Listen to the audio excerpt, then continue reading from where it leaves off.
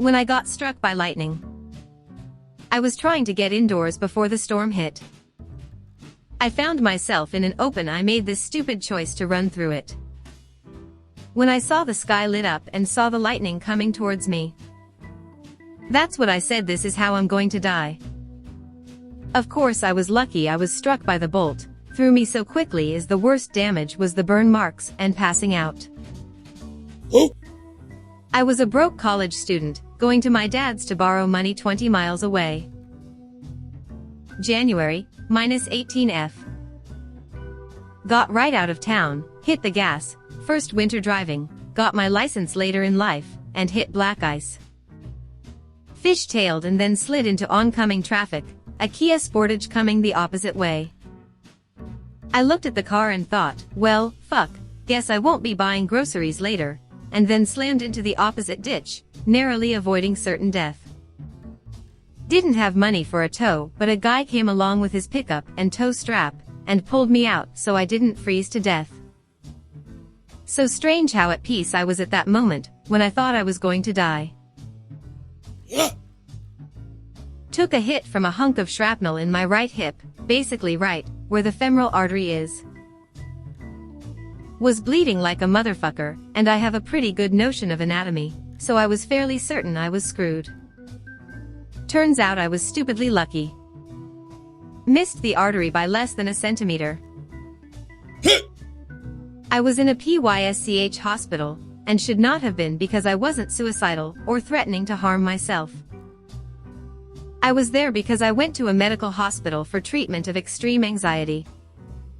I called 911. When the paramedics came, the evil witch that was my girlfriend told them I had schizoaffective disorder. I did not. Never had it, was never treated for it. It cannot be found in any of my medical records. She just pulled that out of her ass.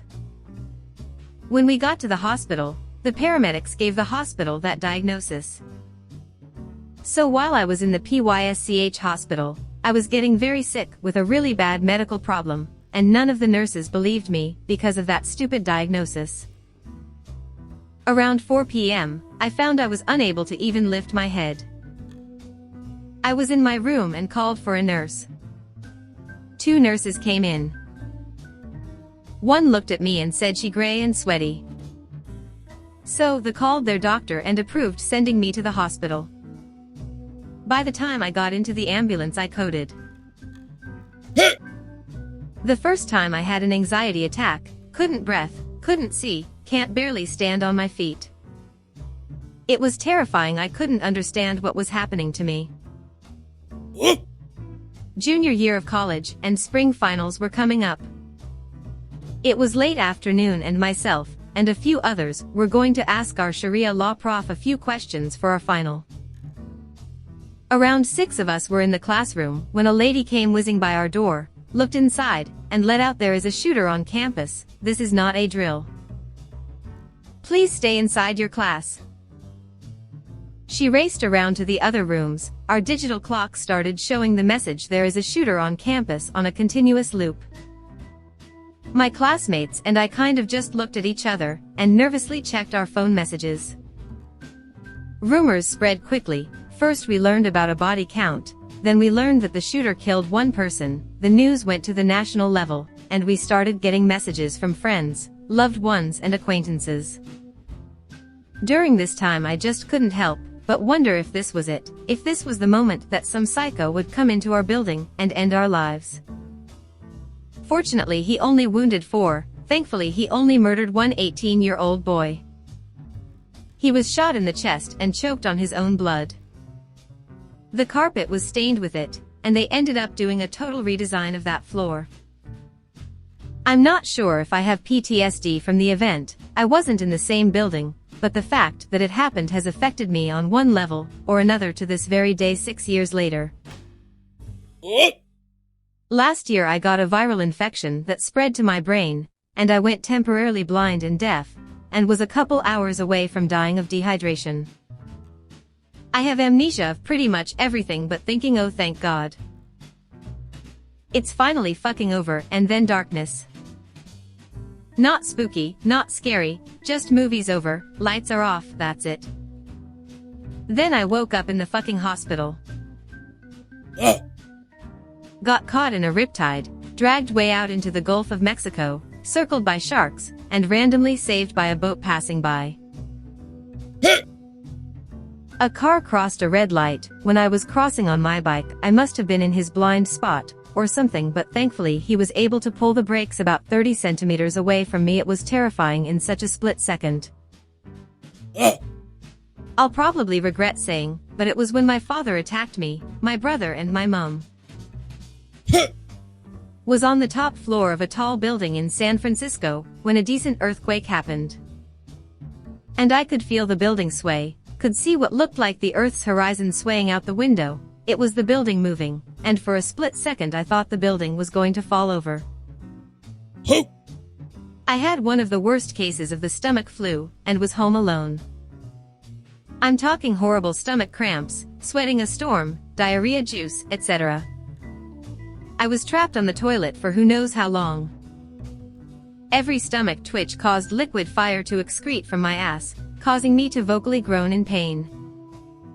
I finally was able to get off the toilet, and collapsed on my bedroom floor sipping some water. I was in so much pain and suddenly realized that there was no help. I was convinced I was going to die and my family was going to come home to find me on the floor with shit-filled pants. It horrified me, and then suddenly I was at peace accepting my fate, and fell asleep. I woke up to my brother saying, "Hey, you okay?" All I could mutter was Imodium, and he knew what was up.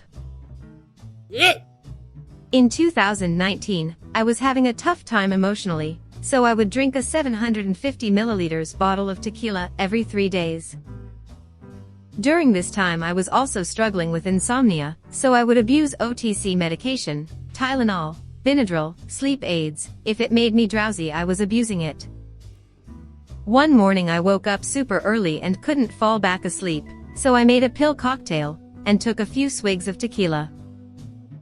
About 30 minutes in I noticed that I was getting extremely confused, and couldn't remember anything that I was doing. Then I started to shake and sweat. I was 100% sure I was overdosing. I sat on the floor of my bathroom with an extremely slow heartbeat, and was too weak to call out for anyone. All I could think was, "You're such a fucking moron. I can't believe someone in my family is going to find me dead." I was more scared of what would happen if my mom found me dead than I was scared of dying. It was about 2012. I started feeling this pain in the right side of my torso, didn't think too much of it. Began to feel it throbbing and twitching, was quite concerned, so I felt around, and what I was met with was a very sensitive and painful lump. I thought it was cancer. My family had always been poor, so there was absolutely zero chance I could have had it taken care of, and not have it destroy my entire family's financial situation, so I kept it to myself. I held on to that secret, thinking I had cancer, and that I probably didn't have many years left. It made some rather lasting changes in my brain, I can tell you that.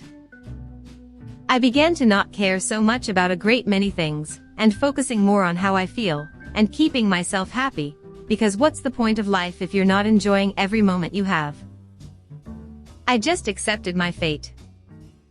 Ended up having to tell my family about it in 2015, they basically dragged me to the ER, both my sisters in tears over it. They did a scan, and they told me it was just a lymph node, likely inflamed due to infection in another part of my body. It's a crazy thing when you think you're going to die in a few years, but it turns out there's nothing wrong with you. I tried killing myself a few years ago. Edit. Wow, thanks for the support, people. This is my most upvoted comment so far. In case some of you are wondering, I'm doing okay now. Not great, but okay. After that experience I decided to learn how to play guitar, and honestly playing music helps put the bad thoughts away. Well, I wasn't actually close to death, but once when I was 5 my mom was making a right turn. I opened the door, and went rolling to the side of the road, woke up in my mom's bed bleeding a bit. I I grew up in a national park full of mountains. One night, when I was 10 years old, I went on a night hike with my neighbors to see the full moon. While hiking, we found this awesome cliff that we could climb up. I made it to the top first and overlooked the cliff down towards my friend. Unfortunately, I looked forward too far and fell head first over the cliff. I was 2 inches away from hitting my head on a boulder. The cliff was about 20 feet high, so I was still injured in the fall. I had to be carried down the mountain by my neighbor's parents as I was unable to walk.